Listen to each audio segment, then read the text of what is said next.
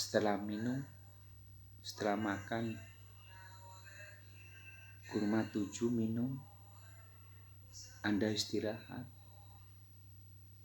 Anda tidur,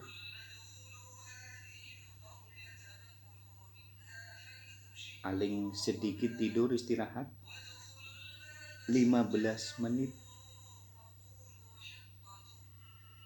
Tapi kalau Anda ketiduran sampai 2 jam, 1 jam, alhamdulillah. Tubuh ingin istirahat, tubuh capek. Setelah bangun tidur, minum yang kedua. Siapkan 7 langkah, 7 kurma lagi, Anda minum. Nanti setelah bangun, insya Allah yang sakit gigi, sakit sariawan, sakit nggak sembuh-sembuh, insya Allah akan sembuh dan sehat. Ini dari saya, ini saya lakukan pada jam 2 malam.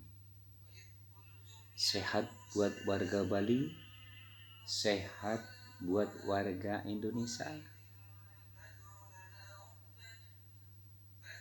Amin. Alhamdulillahirabbil alamin.